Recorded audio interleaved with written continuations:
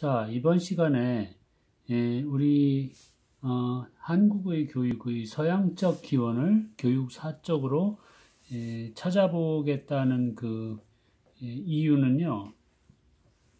우리 교육이란 것이 우리 힘으로만 만든 것이 결코 아니고 외래 영향을 많이 받았는데 그 외래가 그 원천을 서양이라고 부를 수 있기 때문입니다.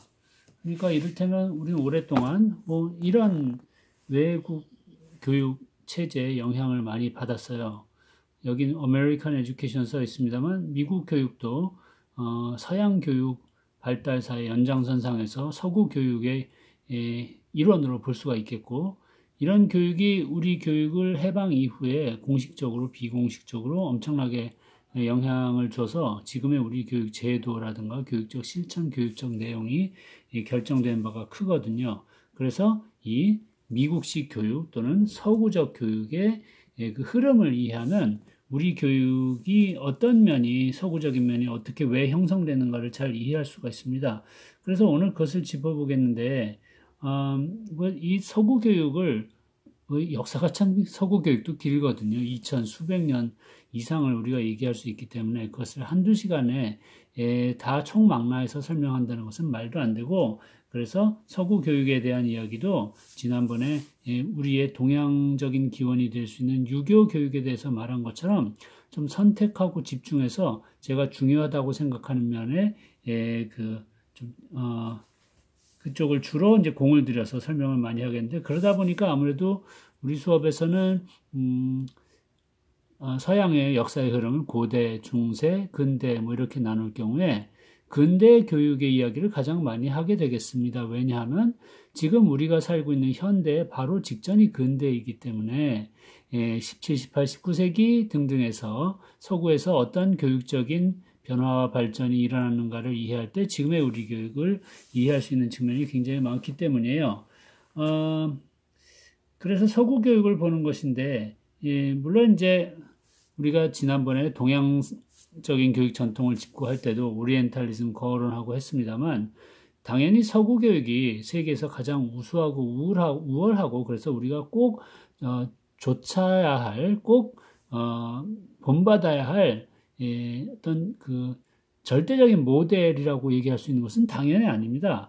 서구하고 동양 문명의 문명사적인 교류는 수천 년 동안 주거니 받거니 하면서 어느 쪽이 딱히 우월하다 얘기하기 힘들다는 것은 지성인이라면 일단 기본적으로 기억하고 가셔야 될 것인데, 우리가 지난번에 오리엔탈리즘에서는 어떻게 서양이 동양에 대해서 그 여러 가지 우월권을 행사하게 되는지를 잠깐 짚어봤습니다만, 서구에서도 지금은 이 책 제목처럼요, Asia in the Making of Europe이라고 써 있습니다만, 유럽을 만드는데 아시아가 어떤 역할을 차지했냐 이것이에요.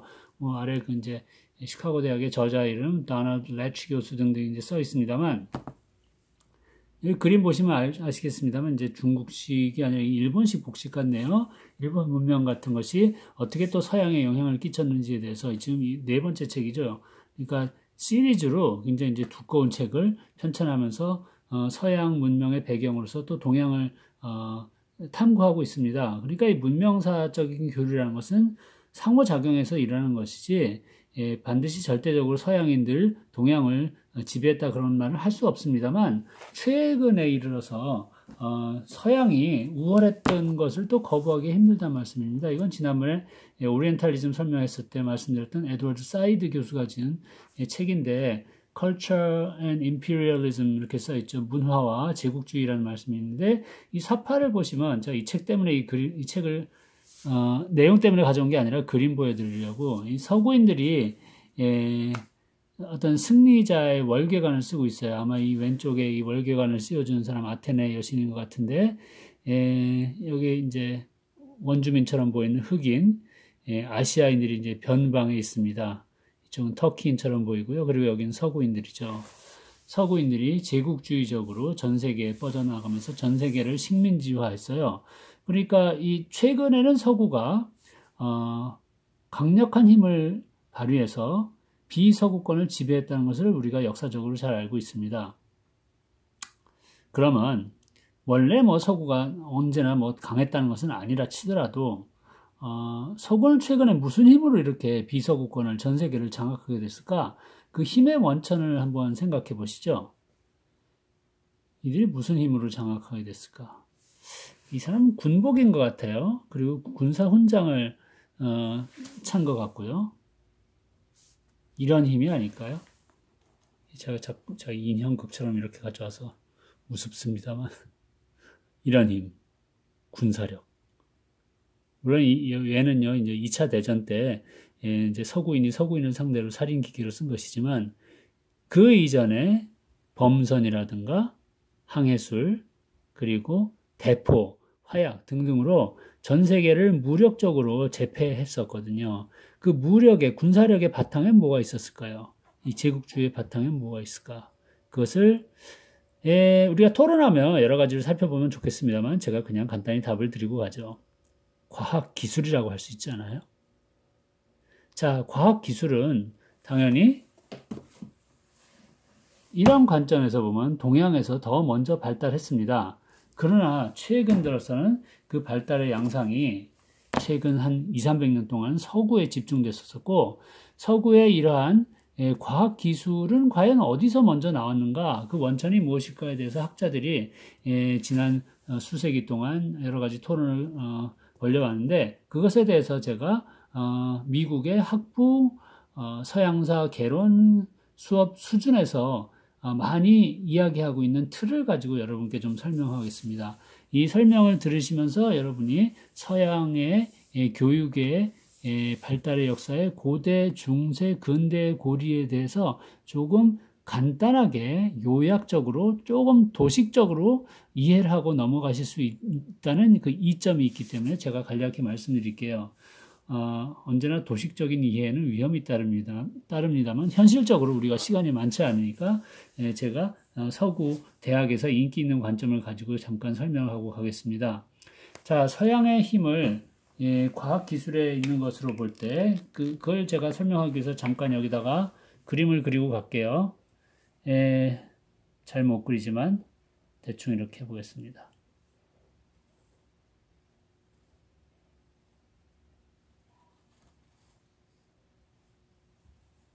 역시 의도한 데대로 안 나오네. 자, 대충 어딘지 알아보신 분도 계시겠고, 지도가 작다. 대충 이렇게 해서 가기로 합시다. 저쪽으로. 이게 그러니까요, 이게 아시아예요. 그러니까 우리나라는 저쪽 끝에 있는 것이에요. 거기까지는 그릴 수가 없어요. 그리고 요게 유럽 대륙이에요.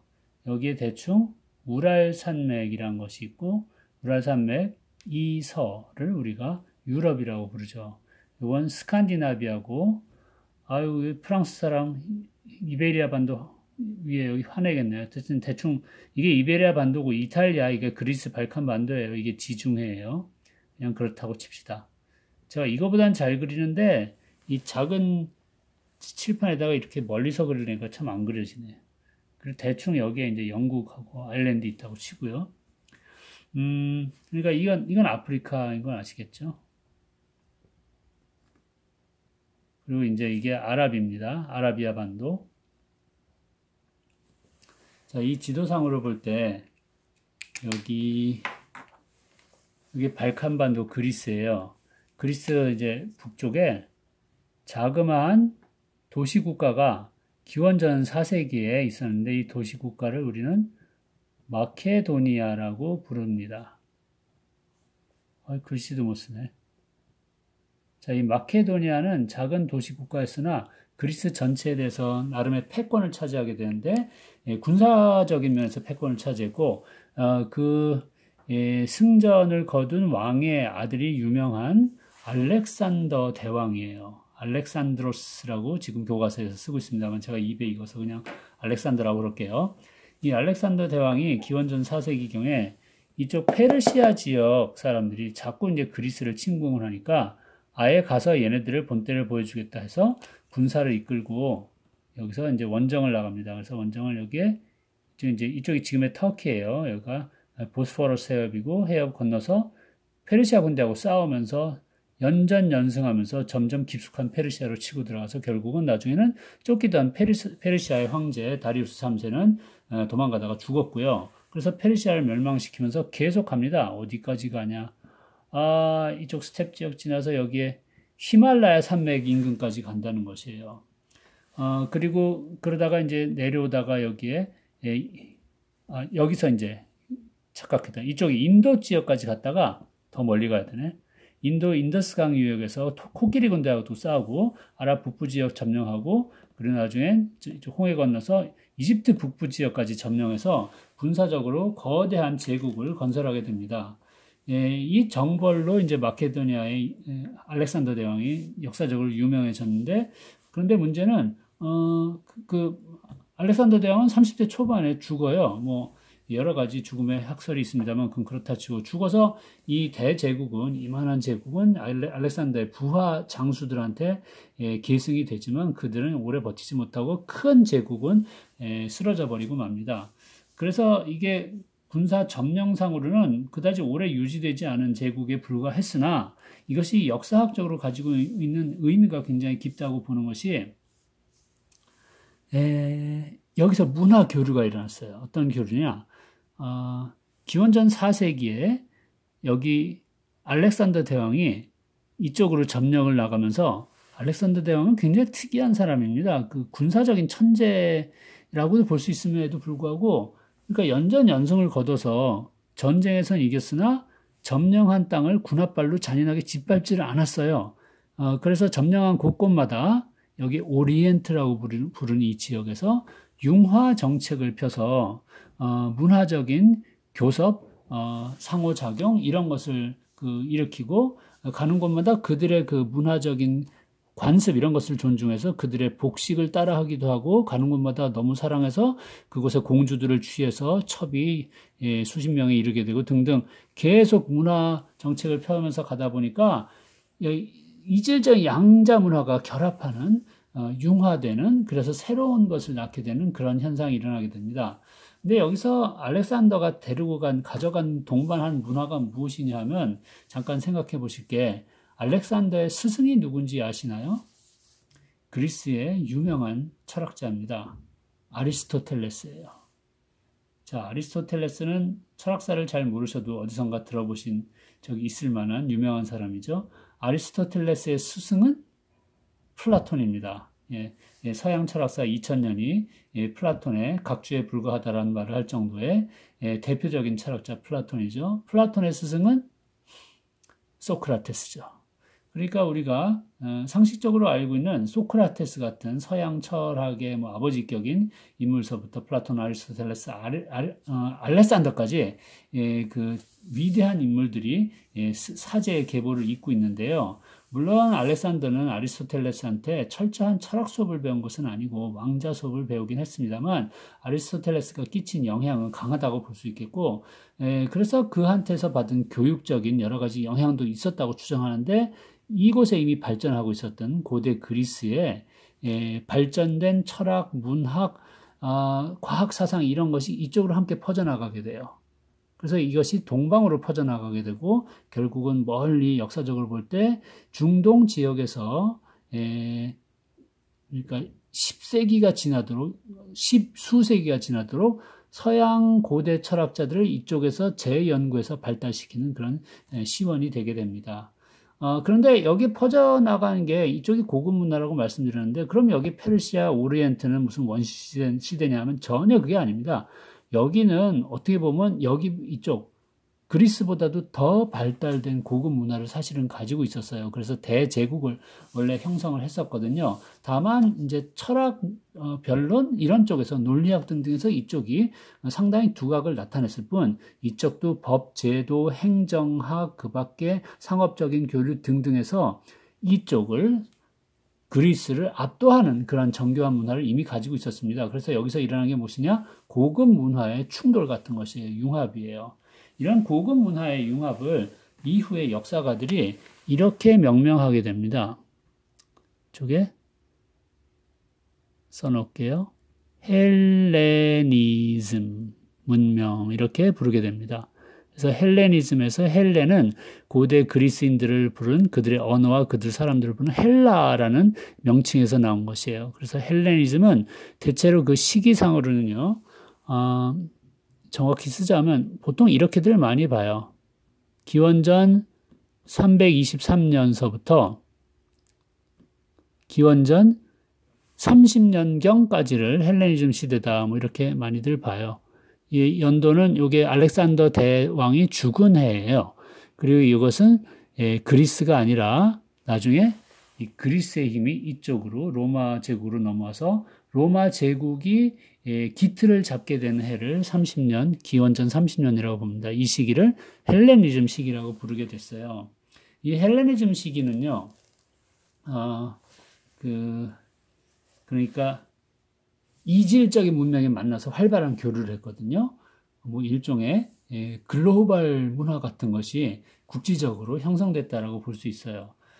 그래서 그 문화의 특색이 알렉산더가 표방했었던 융합 정책하고 비슷하게도 좀 개방적이고요.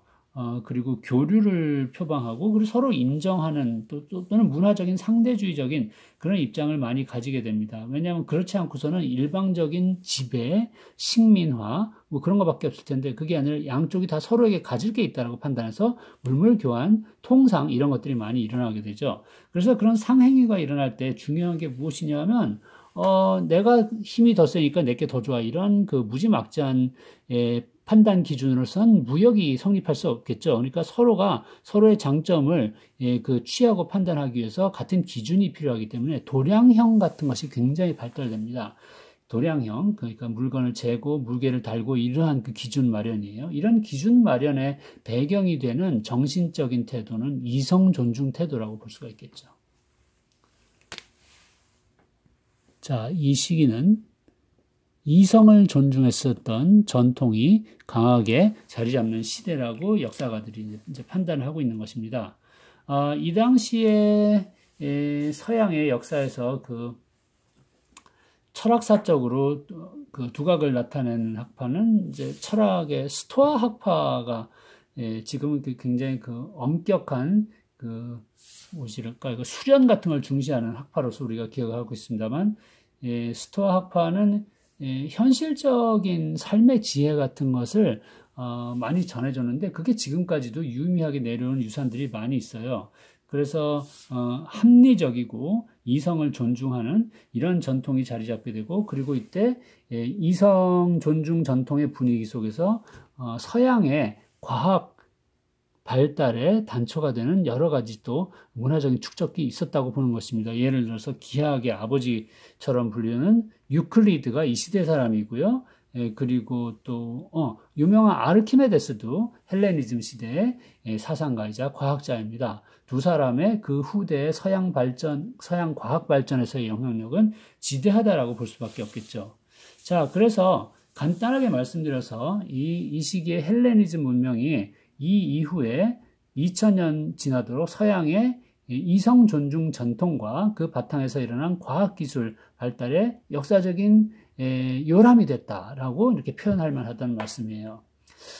그런데 우리가 이제 서양을 볼 때 서양이 이 과학 기술로만 설명되느냐 하면 그렇게 단순할 수는 없겠죠. 서양에는 또 다른 어떤 위대한 강력한 그 전통이 자리 잡고 있는데요.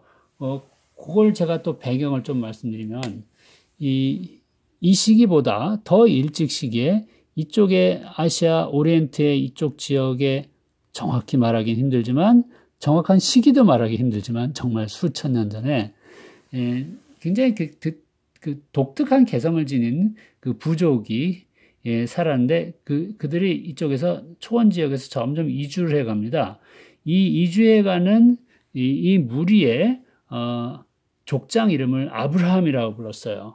어떤 족인지 알겠죠? 우리가 지금 유대족이라고 부르는 그들입니다. 나중에 이스라엘을 만들게 된 이 사람들이 이쪽으로 계속 전진해 나가다 이쪽에 이제 가나안이라고 부르는 지역에 정착해서 잘 살았는데 점점 잘 살면서 인구가 늘어가니까 이쪽으로 또 홍해를 건너서 이집트 지역에도 또 정착해서 살고 그러다가 이집트에서 그 원주민 세력하고 갈등을 빚어서 다시 이쪽으로 탈출해 나오는 그 엑소더스의 과정이 이제 모세의 10개 그 영화에서 이제 나오는데 홍해 바다를 가르고 이쪽으로 건너왔다는 건 전설이 여기 다 포함되어 있죠. 그래서 이 유대족들이 이쪽에서 여기 주변 사람들 다른 이민족들하고 이제 치고받고 싸우고 지지볶고 하면서 수천 년을 이어서 이제 살아가는데 이들의 이제 특징이 뭐냐면 그 주변의 다른 족속들하고의 차이점이 배타적인 그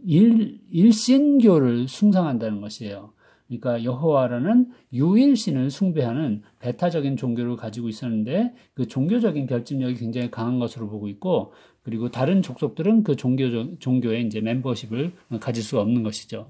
그런데 여기서 이제 뭐 1000년, 2000년 이렇게 살고 있다가 우리가 지금 이해하는 기원 0년에 나사렛 지역에서 예수라는 걸출한 종교 지도자가 탄생하게 됩니다. 그분이 자신의 종교적인 가르침을 이제 이 지역에 이렇게 설파하면서 그 가르침의 영향력이 전적으로 막 뻗어나가게 되는데 그 예수께서도 여기에 그 알렉산더 제왕처럼 30대 초반에 돌아가시잖아요.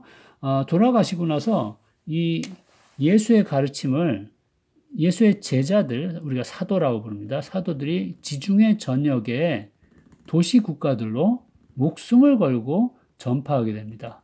예, 그러니까 이거 신약 경전을 보시면 뭐 테살로니카, 코린트, 에페서스, 갈라티아 뭐 이런 그 도시 국가들이 명칭이 나오는데 그쪽으로 그리스도 예수의 가르침을 전파하면서 이들이 순교를 하는 등등 목숨을 걸고 포교 활동을 하게 되죠.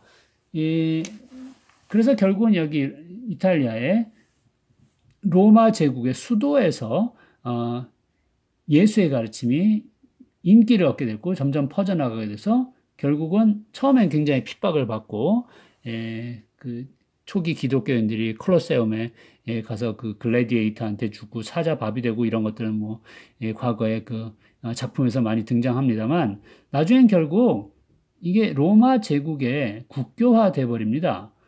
그래서 로마 제국이 국교화가 돼서 로마 제국 전역에 퍼져나가게 돼요. 로마 제국이 그 규모를 어떻게 봐야 되냐면 이쪽 그 게르만 지역에다 영국까지 차지하고 이쪽 이베리아 반도하고 북아프리카의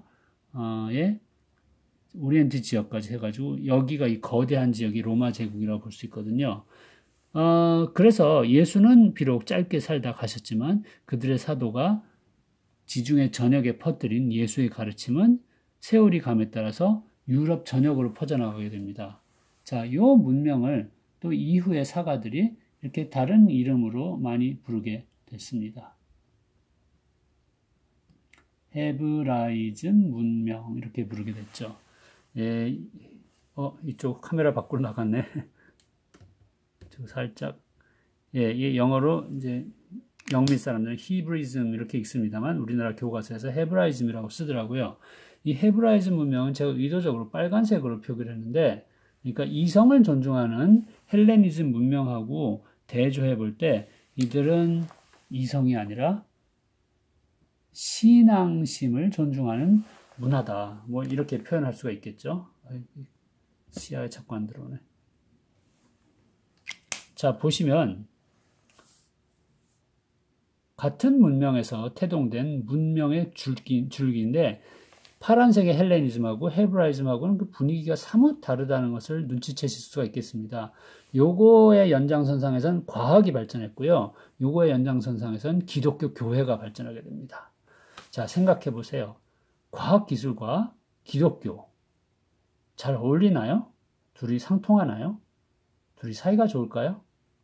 어려운 질문이죠. 왠지 뭐 딱히 이렇게 잘 어울리지 않을 것 같은 기분이 들기도 하고 이 어려운 질문을 이해하셔야 이 질문 자체를 이해하셔야 앞으로 제가 다음 시간까지 계속 말씀드릴 서양의 근대 교육 사상을 제대로 이해하실 수가 있습니다. 그래서 이것을 이제 제가 못 그린 지도는 치우고 다른 그림으로 또 좀 설명을 하면서 갈게요. 뒤에 화면을 맞추려면 고도를 잠깐 조정해서 이게 흔들릴 테니까 양해를 바랍니다. 고도 조정하고, 이 제가 컴퓨터 화면으로 보여드리는 이 그림은 여기 써 있죠. 르네상스 시대의 유명한 화가 라파엘이 그린 아테네 학당이라는 그림입니다. 아테네 학당은 그리스의 수도 아테네에 플라톤이 설립한 학원입니다. 학교입니다. 그래서 이 그림의 가운데 보면 여기에 이제 제일 나이 든 교장 선생님이 플라톤 선생님이고요. 여기 오른쪽에 있는 수제자 아리스토텔레스라고 합니다. 이 그림에는 이 사람은 이제 디오게네스라는 사람 등등 수많은 헬레니즘 시대의 문인, 철학자, 과학자 등등이 여기에 이제 포진을 하고 있어요.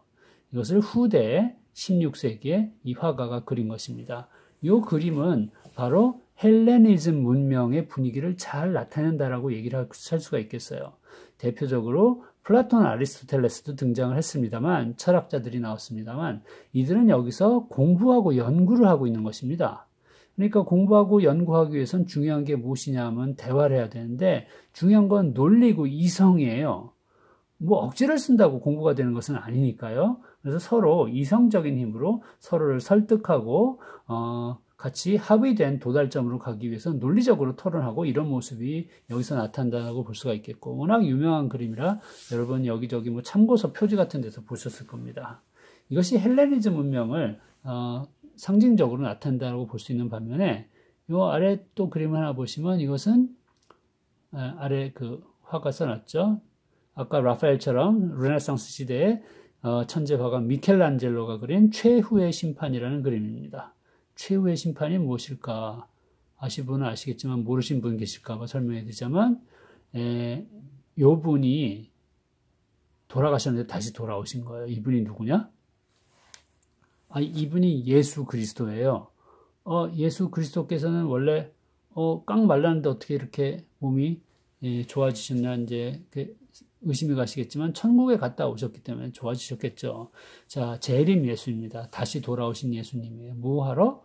최후의 심판을 내리기 위해서. 자, 기독교를 종말론적인 신앙이라고 합니다. 왜냐하면 종말이 있기 때문에 이게 종말의 날이에요. 아마게돈의 순간이 온 것입니다. 예수께서 드디어 마지막으로 최후의 역사적인 심판하러 오신 겁니다. 다시 살아나셔서 오셔서 그래서 여기 지옥에 떨어뜨릴 놈은 다 지옥으로 보내고 들어올려서 하늘로 천국으로 보낼 사람들도 천국으로 보내는 이런 최후의 무시무시한 심판을 하는 순간이에요. 최후의 심판. 분위기가 어떻습니까? 자, 이게 헤브라이즘 문명의 분위기를 잘 나타낸다고 볼 수가 있겠죠. 그 분위기는 이 분위기하고 다릅니다. 이성, 인간의 지성, 이런 거에 소용없어요. 그 따위가 무슨 역할을 여기서 할 수가 있겠습니까? 여기 절대자가 결정하는 것이에요. 우리는 무조건적으로 여기에 순종하고 따를 수밖에 없다는 분위기를 여기서 읽을 수가 있습니다. 이것이 헤브라이즘적인 분위기고 이것은 이성과 철학이 들어올 수 있는 것이 아니라 여기는 순종, 신앙심, 복종, 경건함 같은 종교성이 싹틀 수밖에 없는 그런 분위기라고 말할 수 있겠습니다. 그래서 헬레니즘과 헤브라이즘은 상당히 이질적인 어떤 태도를 보여주는 것인데 이 양자에 대해서 제가 좀 또 굉장히 단순화한 그 표를 가지고 좀 설명할게요. 이따가 볼 거 싹 넘겨서 아래로 쫙 내려가겠습니다. 이 표는 매우 단순화했지만 그래도 이제 설명력이 꽤 있습니다. 제가 만든 것이고요. 여기 헬레니즘입니다. 헬레니즘은 그리스 문명과 페르시아 문명 만나서 융합된 문명을 헬레니즘이라고 말씀드린다고 했고, 그리고 이쪽은 헤브라이즘입니다. 여기서는 요 밑에 써놓은 게 주데오 크리스천이라고 써놨습니다만 유대 기독교 문명이라는 것입니다. 그래서 유대인의 문명에서 뻗어나와서 성장하게 됐지만 나중에 이제 기독교라는 커다란 종교 체계를 만들게 된 그 줄기예요. 헬레니즘 문명은 제가 그레코 로만 써놨습니다만 그리스 로마 시대에 융성했던 것이고 그리고 이성과 과학의 그 토대가 됐기 때문에 제가 파란색으로 했고 여기는 뜨거운 영성을 상징하기 위해서 이제 빨간색으로 채색을 했습니다. 이 두 문명이 서양에서 공히 2000년 넘게 성장을 해왔는데 이것을 제가 지금 말씀드린 대로 이렇게 완전히 분리해서 볼 수는 없어요. 왜냐하면 같은 지역에서 태동하고 자라난 것이기 때문에 둘이서 마구 혼재해 있는 것입니다.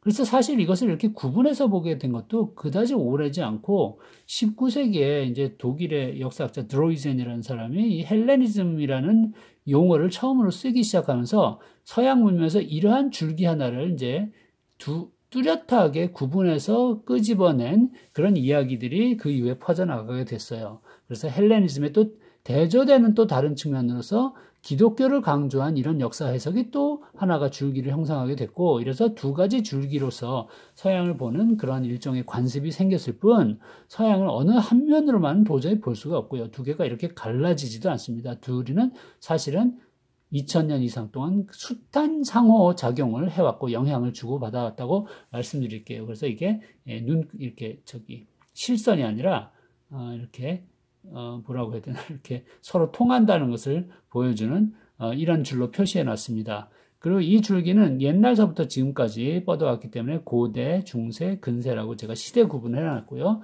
그냥 전형적인 서양의 시대 구분을 따랐을 뿐입니다. 고대가 이제 476년까지만 진행된다는 것은 이게 이제 로마 제국이 멸망한 그 시점이거든요. 그래서 로마 제국 멸망하고 나서는 중세가 1000년 동안 서양에서 그 세력을 유지했다라고 보고 있고, 그 중세 이후에 지금 현대에 가깝다는 근자를 써서 근세가 또 15세기 이후에 태동했다라고 보는 것이 이제 전형적인 서양 역사에 대한 근대기란다. 연대기적인 그 관점이라고 볼 수가 있겠습니다. 여기서 이 줄기를 보시면요. 시대에 따라서 어떤 줄기가 더 강력하고 어떤 데는 더 약하고 한 것을 시각적으로 제가 표현했어요. 이해가 되시죠? 고대는 당연히 그리스 로마 시대이니까 헬레니즘이 융성했고, 이게 이제 지중해 유역을 그리스 로마 제국이 다 지배했으니까 이게 강했죠. 근데 유대교는 이제 소수 종교로서 힘이 약했어요. 그래서 제가 이렇게 점선으로 표시를 했습니다.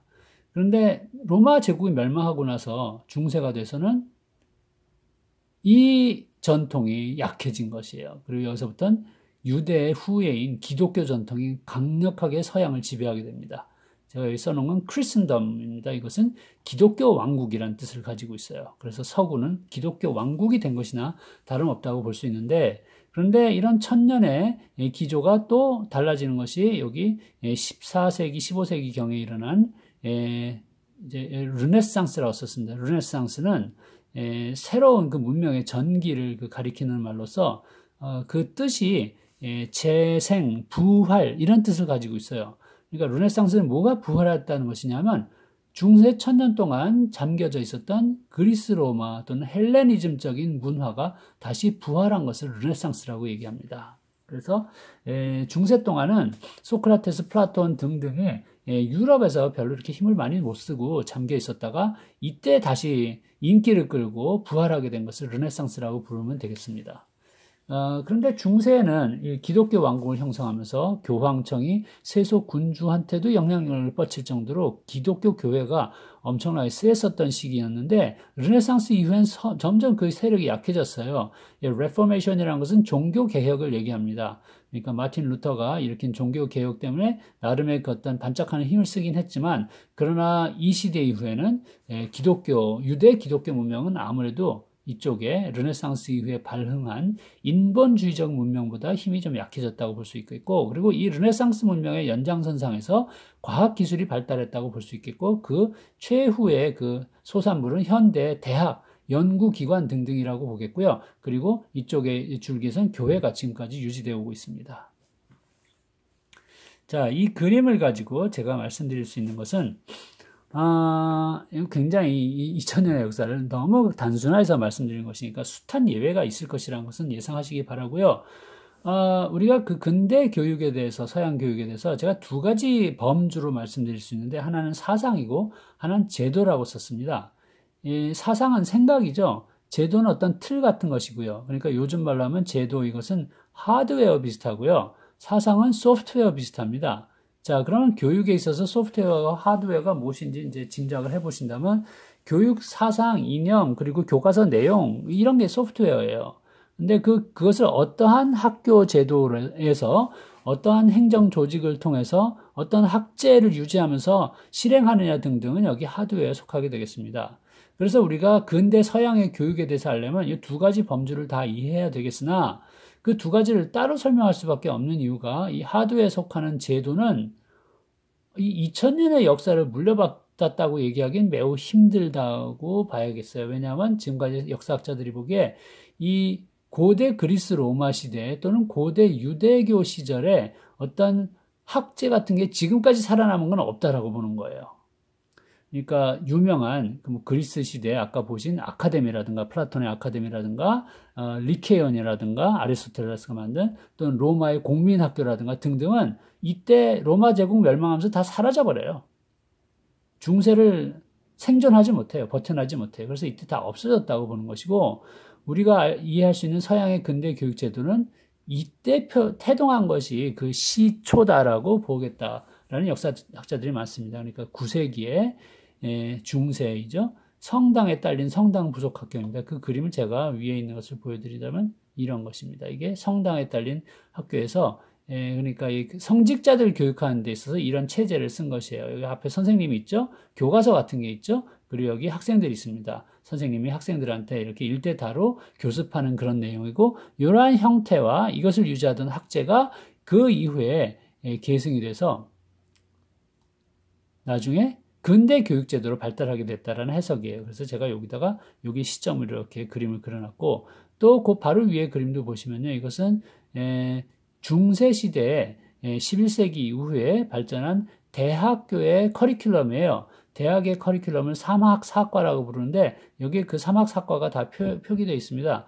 이게 그 라틴어를 썼지만 그 요새 영어하고 비슷해서 잠깐 짚어보시면 그라마티카라고 써 있거든요. 그래마, 문법이에요. 레토리카, 레토릭, 수사학, 변증법이에요. 수사학이에요. 그리고 문학하고 같은 것이라고 볼 수 있겠죠. 그리고 제가 변증법 잘못 말씀드렸습니다만 이게 변증법이죠. 디알렉티카, 다이알렉틱입니다. 변증법 얘기하고 그리고 여기에 여기는 무지카라고 써 있어요. 무지카 뮤직입니다. 그러니까 여기 뮤직이 또 이쪽에 사과에 포함되는 것이에요. 음악하고 그리고 여기에 사막은 아리스메티카 이거 셈하는 것이죠. 산수예요.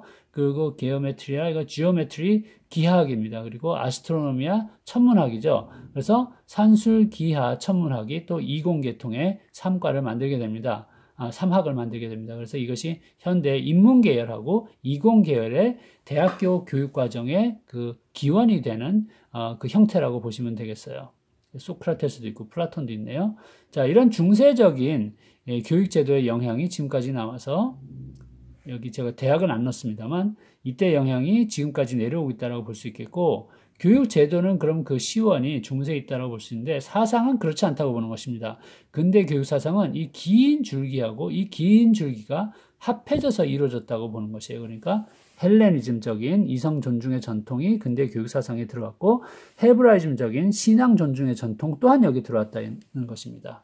여기서 우리가 이걸 초하기 어려운 것이 우리들 현대인들은 과학과 신앙이 기름과 물처럼 서로 혼합하지 않는 것으로 보는 태도를 오랫동안 견지하고 있다는 사실이에요. 과학과 종교가 잘 어울려서 갈까요? 그걸 상상하기 힘든 것이 현대인들입니다. 우리는 두 가지를 분리해서 보는 것을 발전이라고 보고 있습니다. 종교적인 관점은 원시적이고 미개한 것인데 그것을 갖다 버리고 우리는 훨씬 더 진보한 이성을 존중하는 과학 전통으로 발전했다라고 보는 것이죠. 그런데 그것이 발전이건 진보이건은 나중에 따져보더라도 워낙에 근대 교육 사상이 표방했던 것은 그게 아니었단 말씀을 드리고 싶은 것이에요. 두 가지를 다 합친 것을 근대 교육 사상에서 표방했고 그것은 다음 시간 이후에 보다 더 구체적이고 깊이 살펴보도록 하겠습니다. 오늘은 여기에 대해서 추가적으로 한 가지만 더 말씀드리고 싶은데 이 르네상스라는 것에 대해서 좀 더 말씀드릴게요. 르네상스에 대해서는 여기다 제가 새로 그림이 아니라 글씨를 쓰고 말씀드려야 될 것 같은데 빨리 지워야겠네요. 르네상스는요, 아까 부활이나 재생 이렇게 번역한다라고 했는데 역사가들은 문예 부흥이라고도 또 얘기합니다. 그러니까 문예 면에서 단테, 보카치오, 페트라르카 이런 르네상스 시대 문인들이 새로운 기조와 철학과 세계관을 담은 그런 작품들을 표방하면서 인본주의를 나타내게 되거든요. 여기서 인본주의를 후마니타스 이렇게 라틴어로 부르고 현대 영어로는 humanities 이렇게 부르고 이것은 인문학과를 얘기합니다. 엄밀하게 번역하면 인본주의입니다. 그러니까 중세에는 신이 근본이었는데 기준이었는데 이제 인간이 근본이에요. 인간 자체의 가치를 숭상하게 됐고 그래서 누드화를 그리고 벗은 인간에 대해서 얘기를 하게 됩니다. 인간 자체에 대한 연구, 레오나르도 다빈치의 그 사람 상 그 그림 같은 거 기억해내실 수 있죠? 그것이 르네상스 시대의 학문과 예술과 문예의 이제 분위기예요. 이러한 그 르네상스 시대를 우리 현대인들은 좋아해요. 뭐에 비해서 좋아하냐 하면 중세에 비해서 좋아해요. 우린 중세는 암흑기라고 부르잖아요. 그게 우리 현대인들의 편견이 담겨있는 견해라고 역사가들은 봅니다만 중세 다크에이지는 마녀사냥이 횡행하고 그리고 이성적인 인간적인 역량이 폄하됐던 그런 시기라 해서 현대인들은 그때를 안 좋아하고 르네상스는 굉장히 좋은 것처럼 여기죠. 그래서 우리가 무슨 르네상스 센터, 르네상스 프로젝트 이런 말은 어디서 들어본 적이 있어도 아파트 이름에도 르네상스 아파트 이런 거 어디서 본 것 같아요. 근데 중세는 인기가 없어요. 뭐 중세 아파트 이런 거 보신 적 없죠. 중세 센터 이런 거 없습니다. 중세 기업 뭐 상상할 수가 없죠. 그래서 중세는 현대인들한테는 별로 인기가 없어요. 그럼에도 불구하고 엄밀하게 말하면 역사학자들은 중세와 그 이후에 르네상스 이후의 시기는 다 각자 역사적인 단계에서 자기의 역할을 했고 나름의 충실한 문화, 문명을 만들었다라고 판단하고 있습니다. 자, 그건 그렇다 치고요. 중세를 인기 없게 보고 있는 우리 현대인들의 관점에서 이것을 수용한 역사학자들 중에서 이미 다 작고하신 미국의 브로노스키, 메즐리슈 이런 분들이 이러한 그 비유로서 중세하고 현대를 설명한 것이 있어요. 현대, 즉 르네상스 시대 세 명의 삼걸, 영웅 호걸이 있는데 이 사람들이 유럽 문명을 중세로부터 탈출시켰다라고 얘기를 한 것입니다. 그 세 명이 누구냐면 첫 번째 이탈리아의 마키아벨리, 두 번째 역시 이탈리아네요. 갈릴레오 갈릴레이, 세 번째 이번엔 스위스 사람이네. 장자크 루소. 이 세 사람들이라는 겁니다. 왜 이 사람들이 중세로부터 유럽을 빼냈다고 평가하는가 하면 마키아벨리는 정치관을 현대화했다고 얘기하고 갈릴레오는 학문 또는 과학관을 현대화하고 루소는 인간관을 현대화했다라고 보는 것이에요. 그러니까 중세적인 정치관이라는 것은 신정 정치예요. 신의 뜻을 왕이 이제 지상에서 대행한다 뭐 그런 함의를 가지고 있죠. 이 밑에 과학까지 보셨죠? 이게 좀 더 올려야 되네. 자, 근데 마키아벨리는 정치가 그런 게 아니라는 거예요. 정치는 백성들이 잘 먹고 잘 살게 도와주는 게 정치이기 때문에 신의 뜻이 무엇인 간에 이념이 뭐고 그게 도덕이 뭐고 그런 게 중요한 게 아니라 실제로 재화가 운영이 되고 상행위를 하고 그럴 수 있도록 잘 백성을 돕는 게 정치라는 얘기입니다. 그래서 그것이 목적이 무엇이든 간에 수단과 방법이 중요하다는 마키아벨리즘이라는 용어로서 지금 현대에 쓰이게 됐어요. 그러니까 현실적인 정치관이고 바로 현대적인 정치관입니다. 갈릴레오는 여러분 잘 아는 유명한 일화에서 종교 재판을 받다가 그 종교 재판에서 이제 기독교 교회는 즉 그 카톨릭이죠. 천동설을 계속 고집을 하는데 이 지동설을 주창한 갈릴레오가 재판을 받다가 나중에 재판에 못 이겨서 그냥 승복을 하고 물러나면서 그래도 지구는 돈다라는 말을 했다라는 유명한 일화가 있죠. 근데 그 일화는 이제 사실일지 아닌지에 대해서는 여러 가지 설이 많은데 그게 사실이 아니라 하더라도 역사학적으로 중요한 것은 갈릴레오라는 인물은 더 이상 1000년 이상 지속되어 왔던 교회보다도 자신의 과학적인 관찰, 망원경으로 본 것이 더 확실하다라고 믿는 그 주장을 한 것이에요. 이게 바로 현대의 학문, 현대의 과학의 정신의 기조가 됐다라고 볼 수가 있겠습니다. 전통보다, 교리보다 중요한 것은 관찰입니다. 내 눈으로 본 것이에요. 과학 정신이죠. 그리고 마지막으로 장 자크 루소는 근대적인 인간관, 중세 인간관으로부터 이제 빠져나온 새로운 인간관을 제시했다는 얘기인데, 이게 무엇이냐면 중세적인 인간관은 기독교적인 인간관으로서 인간이 원죄를 지녔다는 것입니다. 원죄는 무엇이냐? 에덴 동산에서 선악과를 따먹은 것이에요. 그래서 선악과를 따먹어서 이 신의 말을 어겼거든요. 그러면서 눈이 밝아졌어요. 눈이 밝아졌다는 것은 자기의 벗은 몸을 보고 부끄럽다고 여겼다는 것이고, 이것은 자아가 태동했다는 것이고, 자기가 마치 어떤 독립적인 의지가 있는 것처럼 착각하게 됐다는 것이고, 그러면서 이성을 믿게 됐다는 것이고, 그래서 신의 뜻을 벗어나게 되고, 그래서 에덴 동산에서 쫓겨난 것입니다. 그래서 바로 그것 때문에, 원죄 때문에 우리가 지금도 이렇게 지지고 볶고 못 산다. 인간이 사악하고 사회는 이렇게 불의로 가득 찼고 인간들은 전쟁을 벌인다라고 사람들은 얘기한 게 중세적인 인간관인데, 루소는 그게 아니라는 것이에요. 그건 그냥 신화이고, 왜 우리가 지금 이렇게 사악하게 살고 있느냐? 사람들이 모여서 살다 보니까 사회를 이룬 것이고, 문명이 만들어져서 그런 것이고, 우리가 우리의 본성을 잃어서 그런 것이다 라는 얘기입니다. 우리 본성이 무엇이냐? 이 본성이 에덴 동산에 있었던 것이라고 신화적으로 상징적으로 얘기하지만, 그 본성은 여기에 속한다는 것이에요. 자연. 여러분 유명한 이것도 안 보이나? 루소의 구호, 자연으로 돌아가라는 구호는 들어보셨을 것입니다.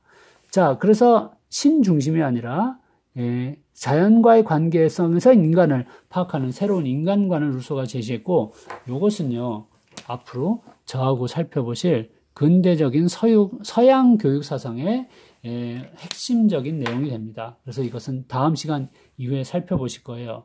자, 오늘 길게 제가 이 글씨도 예쁘지 않은 칠판을 이용해서 설명을 오래 드렸습니다. 오늘 드린 설명의 주된 축은 이것입니다. 서양은 이 두 물줄기가 함께 내려오면서 상호작용해서 어떤 화합물을 만들어낸 것, 그게 서양이라고 볼 수 있다는 것이에요. 근데 그 화합물을 종교성과 이성의 화합물이라고 얘기하는 것을 우리 현대인들은 참 이해하기 힘들고 말하기도 힘들어 한다는 것이 오늘의 이야기입니다. 우리는 그 이해하기 힘든 것을 더 잘 표현하면서 근대 교육 사상 쪽으로 다가갈 수 있도록 노력을 해봐야겠습니다. 그게 다음 주에 할 것이고, 오늘 여기서 마치겠습니다.